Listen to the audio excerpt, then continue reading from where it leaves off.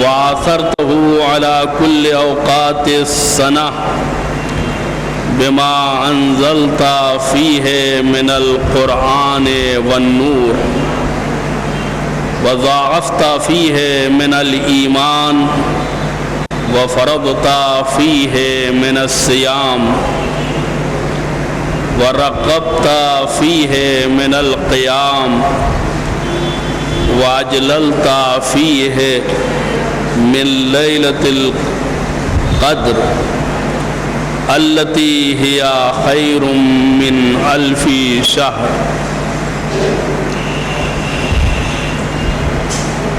وداع ماہ مبارک رمضان کے سلسلے میں ہمارے چوتھے امام حضرت امام زین العابدین علیہ الصلاۃ والسلام دیا ہے، جسے تو نے تمام مہینوں میں امتیاز بخشا اور تمام وقتوں اور زمانوں میں اسے منتخب فرمایا ہے، اور اس میں قرآن اور نور کو نازل فرما کر ایمان کو فروغ و ترقی بخش کر اسے سال کے تمام اوقات پر فضیلت دی، اور اس میں روزے واجب کیے اور نمازوں کی ترغیب دی، اور اس میں شب قدر کو بزرگی بخشی جو خود 1000 مہینوں سے بہتر ہے۔ ثم آثرتنا به على سائر الامم واصطفیتنا بفضله دون اہل الملل فصمنا بامرک نہارا وقمنا بعونک لیلہ۔ پھر اس مہینے کی وجہ سے تو نے ہمیں تمام امتوں پر ترجیح دی اور دوسری امتوں کے بجائے ہمیں اس کی فضیلت کے باعث منتخب کیا، چنانچہ ہم نے تیرے حکم سے اس کے دنوں میں روزے رکھے اور تیری مدد سے اس کی راتیں عبادت میں بسر کی، متعرضین بصیامہ وقیامہ لما عرفتنا لہ من رحمتک وتسببنا الیہ من مثوبتک وانت الملی بما رغب فیہ الیک الجواد بما سئلت من فضلک القریب الی من حاول قربک وقد اقام فینا هذا الشہر مقام حمد وصحبنا صحبت مبرور واربحنا افضل ارباح العالمین۔ اس حالت میں کہ ہم اس روزے نماز کے ذریعے تیری اس رحمت کے خواستگار تھے جس کا دامن تو نے ہمارے لیے پھیلایا ہے، اور اسے تیرے اجر و ثواب کا وسیلہ قرار دیا، اور تو ہر اس چیز کے عطا کرنے پر قادر ہے جس کی تجھ سے خواہش کی جائے، اور ہر اس چیز کا بخشنے والا ہے جس کا تیرے فضل سے سوال کیا جائے۔ تو ہر اس شخص سے قریب ہے جو تجھ سے قرب حاصل کرنا چاہے۔ اس مہینے میں ہمارے درمیان، اس مہینے نے ہمارے درمیان قابل ستائش دن گزارے اور اچھی طرح حق رفاقت ادا کیا، اور دنیا جہان کے بہترین فائدوں سے ہمیں مالا مال کیا۔ اس دعا میں ہمارے امام اس مہینے کی فضیلتوں اور برکتوں کو ذکر کرتے ہوئے خدا کا شکریہ ادا کر رہے ہیں کہ پروردگار تیری توفیق کی بنیاد پر ہم نے روزے رکھے ہیں، اور تیری عنایتوں کی بنیاد پر ہم نے نمازیں پڑھی ہیں، راتوں کو شب بیداری کی ہے، تیری عبادت کی ہے۔ اس مہینے نے ہمارے ساتھ اچھا سلوک کیا، ہمیں مادی اور معنوی دونوں نعمتوں سے نوازا۔ اس مہینے کے آخری ایام جو وداع ماہ مبارک سے تعلق رکھتے ہیں، اس میں امام ماہ مبارک کی تعریف کرتے ہوئے اور اس کی فضیلتوں کو بیان کرتے ہوئے ایک نقطے کی طرف ہمارے ذہنوں کو متوجہ کرتے ہیں کہ پروردگار تو نے اس مہینے کے ذریعے سے ہمیں تمام امتوں پر فضیلت دی ہے، یعنی ماہ مبارک کے ذریعے سے ہمیں لوگوں کے اوپر افضلیت عنایت کی ہے، لوگوں کے اوپر ایک طرح کی بالادستی اور برتری عنایت کی ہے۔ کیا مطلب یہ ہے کہ ماہ مبارک رمضان کے روزے یہ اس امت محمدیہ سے پہلے کسی امت پر واجب نہیں ہوئے تھے۔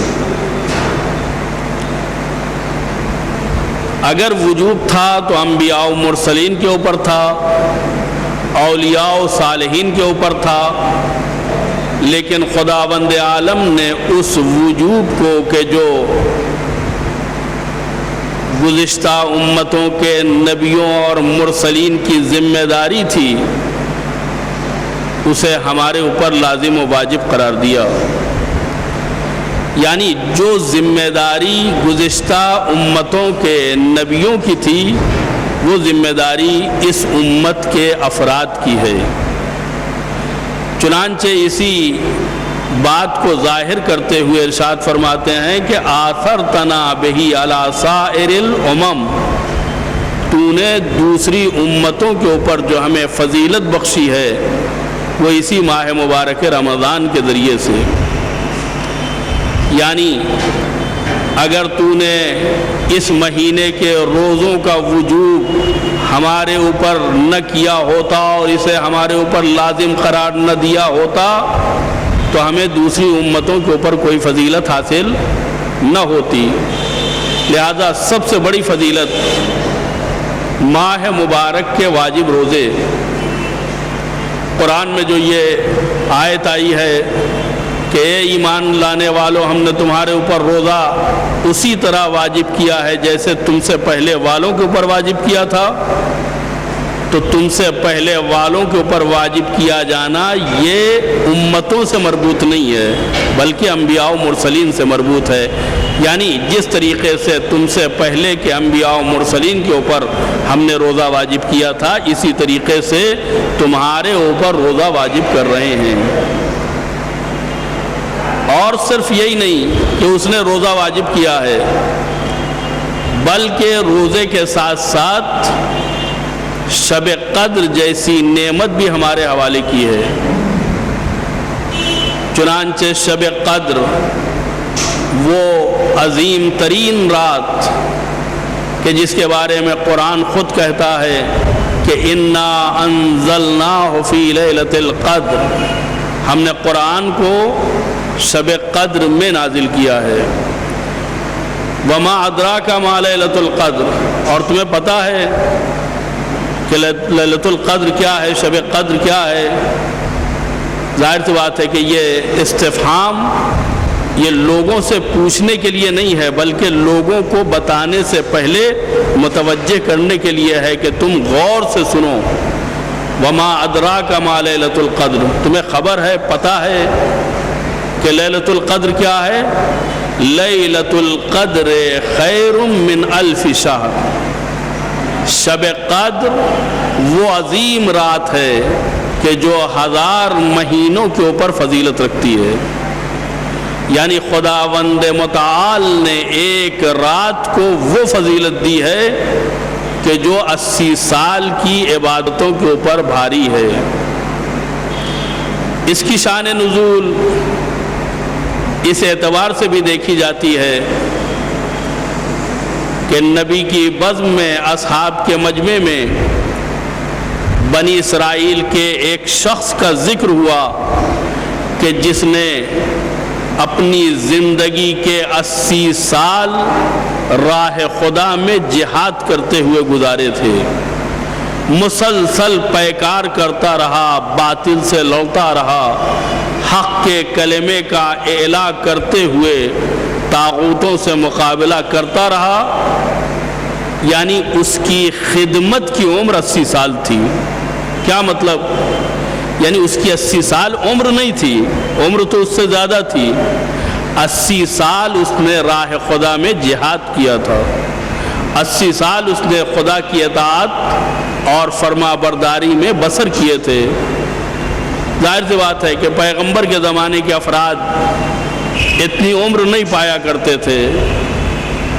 اصحاب نے آپس میں گفتگو کی کہ کتنا خوش نصیب تھا وہ فرد، کتنا خوش نصیب تھا وہ آدمی کہ جس کو خدا نے اتنی طویل عمر عنایت کی اور اس نے اس طویل عمر میں سے 80 سال راہ خدا میں جہاد کرنے میں گزارے ہیں، راہ خدا میں باطل کو ختم کرنے میں اس نے اپنے 80 سال گزارے۔ اس موقع کے اوپر یہ سورہ نازل ہوا، اور اس سورے کے نزول میں خداوند عالم نے ایک رات کو 80 سال کی عبادتوں کے برابر قرار دیا۔ لیلۃ القدر خیر من الف شہر۔ تم 80 سال چاہتے ہو، تم ایک انسانی زندگی مسلسل پیکار میں گزارنا چاہتے ہو، اگر تمہاری نیت صحیح ہو، اگر تمہارے دل میں خلوص پایا جاتا ہو، اگر تمہارے دل میں اطاعت پروردگار کا جذبہ پایا جاتا ہو، تو ولو ایک رات عبادت کرو گے، لیکن ہم اسے 80 سال کی عبادتوں کے اوپر فضیلت دے دیں گے۔ اب یہی سے سمجھ میں آتا ہے کہ ثواب اور عذاب کا تعلق پروردگار کی مرضی اور اس کے حکم سے ہے۔ خدا چاہے تو ثواب میں اضافہ کر سکتا ہے، خدا چاہے تو عمل کی بنیاد کو مضبوط بنا سکتا ہے، خدا چاہے تو انسان کے اعمال کو قبولیت کا درجہ دے سکتا ہے۔ یعنی خدا کے ہاتھ میں ہے کہ تھوڑے سے عمل کو زیادہ کر دے، یا بہت زیادہ عمل کو کہ جس میں خلوص نہیں ہے اپنی بارگاہ سے اٹھا کے پھینک دے۔ یہ خدا کے اختیار میں ہے۔ چنانچہ آپ کی نگاہوں کے سامنے یہ قرآن کی آیت ہے جس میں ایک رات کا تذکرہ ہے، لیلۃ القدر خیر من الف شہر۔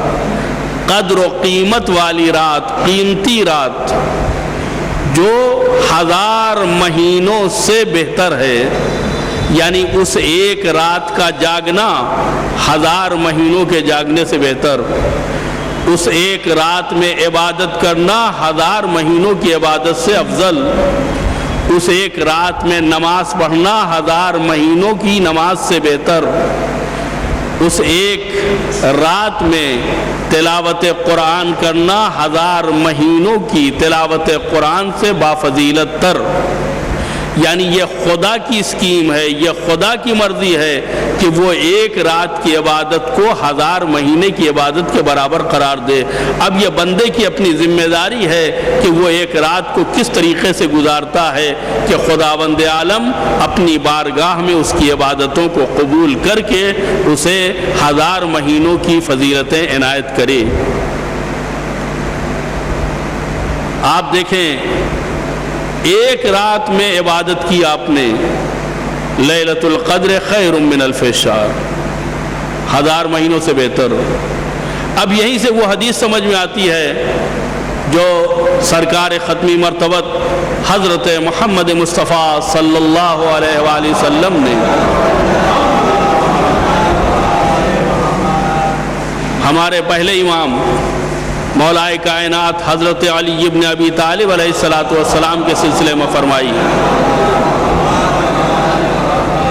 کہ جس میں آپ فرماتے ہیں کہ ضربۃ علی یوم الخندق افضل من عبادت الثقلین۔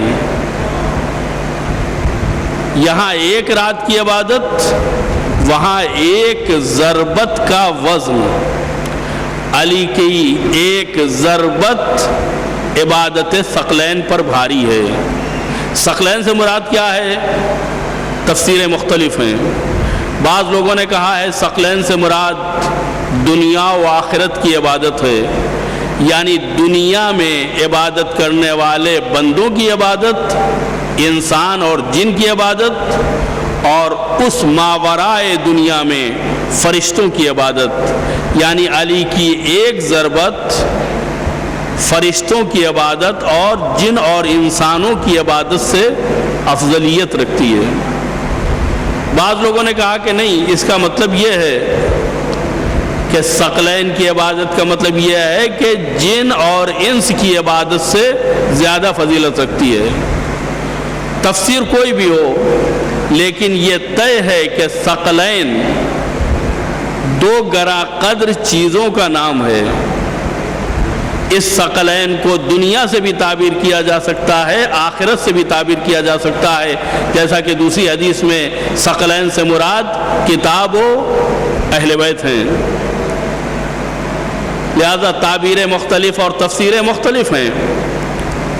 پیغمبر فرماتے ہیں کہ علی کی ایک ضربت ثقلین کی عبادت کے اوپر بھاری ہے، یعنی ساری عبادتیں ایک طرف، علی کی ضربت ایک طرف۔ کیا ایک ضربت میں اتنا وقار پیدا ہو گیا؟ ایک ضرب میں اتنی سنگینی پیدا ہو گئی کہ ثقلین کی عبادت کے اوپر بھاری ہے؟ کہا یہ مت دیکھو کہ یہ دیکھنے میں ایک ہے، یہ دیکھو کہ اس ضربت کے اثرات کہاں تک پہنچ رہے ہیں۔ اگر علی کی یہ ضربت نہ ہوتی تو آج کائنات میں اسلام نہ ہوتا، آج کائنات میں تدین اور دینداری کا وجود نہ ہوتا۔ آج جو ہمارے پاس حق و حقانیت اور اسلام و قرآن پایا جاتا ہے وہ اسی ایک ضربت کی دین ہے جس کی بنیاد کے اوپر آج ہم سب مسلمان ہیں۔ یعنی جب پیغمبر اسلام نے علی کو جنگ خندق میں عمرو ابن عبدود کے مقابلے میں بھیجا تھا تو یہی کہا تھا کہ کل ایمان کل کفر کے مقابلے میں جا رہا ہے۔ کل ایمان کا مطلب یہ ہے کہ ایمان کا خلاصہ، کل کفر کا مطلب یہ ہے کہ کفر کا خلاصہ، یعنی جنگ خندق میں جو مقابلہ ہوا ہے وہ علی اور عمرو ابن عبدود کا مقابلہ نہیں ہوا ہے، بلکہ کفر و ایمان کا مقابلہ ہوا ہے، بلکہ کل کفر و کل ایمان کا مقابلہ ہوا ہے۔ اگر علی کل ایمان ہیں اور خدا نخواستہ عمرو ابن عبدود کا وار کاری ہوتا تو یہ عمرو ابن عبدود کی جیت نہ ہوتی بلکہ کل کفر کی جیت ہوتی کل ایمان کے اوپر۔ اور اگر مولا کائنات کی شہادت ہوتی جنگ خندق میں تو یہ علی کی شہادت نہ ہوتی بلکہ کل ایمان کی شہادت ہوتی۔ اور کل ایمان اگر تہہ تیغ ہو جاتا تو کیا بچتا؟ چنانچہ پیغمبر فرماتے ہیں کہ میں کل ایمان کو کل کفر کے مقابلے میں بھیج رہا ہوں، یعنی یہ علی کی ضربت نہیں ہے بلکہ کل ایمان کی ضربت ہے۔ اور جب کل ایمان ضرب لگاتا ہے، کل ایمان کی ضربت سامنے آتی ہے تو پھر وہاں پر ثواب میں کوئی کمی نہیں ہوتی ہے۔ پیغمبر فرماتے ہیں ایک ضربت عبادت ثقلین پر بھاری ہے، اور کیوں نہ بھاری ہو جب ہمارے جیسے صاحبان ایمان کی ایک رات کی عبادت 1000 مہینوں پر بھاری ہو سکتی ہے تو کل ایمان کی ایک ضربت عبادت ثقلین پر کیوں کر بھاری نہیں ہو سکتی؟ تو یہ شب قدر جو فضیلتوں کی بنیاد کے اوپر ہمیں نصیب ہوئی ہے، یہ ہمارا مقدر ہے، یہ ہماری سعادت ہے۔ ماہ مبارک کے 2-3 دن رہ گئے ہیں، الٹی گنتی 15 ماہ مبارک سے شروع ہو چکی تھی۔ ابھی سعادت کے یہ چند ایام جن کو گزارنے کے لیے، جن کو بتانے کے لیے ہمارے پاس کچھ لمحے باقی ہیں۔ کہیں ایسا نہ ہو کہ غفلت میں یہ مہینہ ہمارے ہاتھ سے نکل جائے۔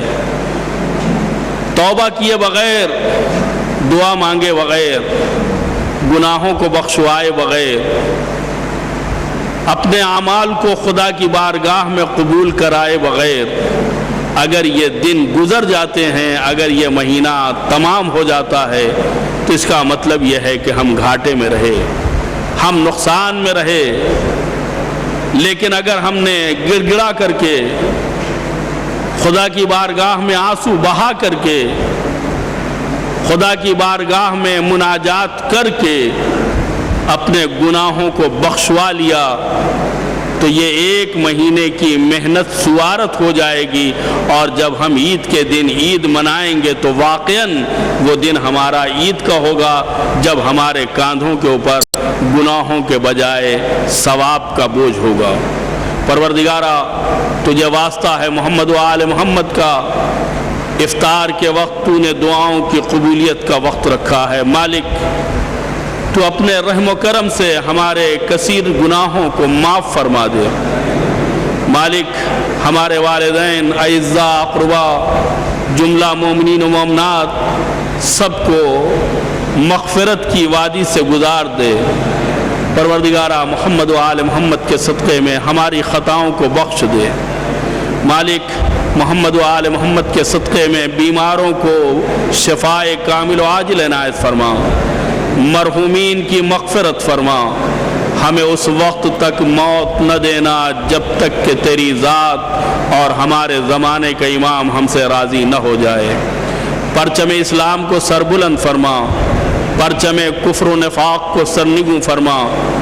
उलमाए आलाम और मराजे कराम की हिफाजत फरमा। रोज़ाए मुक़द्दस की हिफाजत फरमा। अहल बैत के चाहने वाले गोशो कनारे दुनिया में जहाँ कहीं भी हों, खुसूसन इराक़ में उनकी जान व माल, इज़्ज़त व नामूस की हिफाजत फरमा। जमहूरियत इस्लामिया ईरान की हिफाजत फरमा।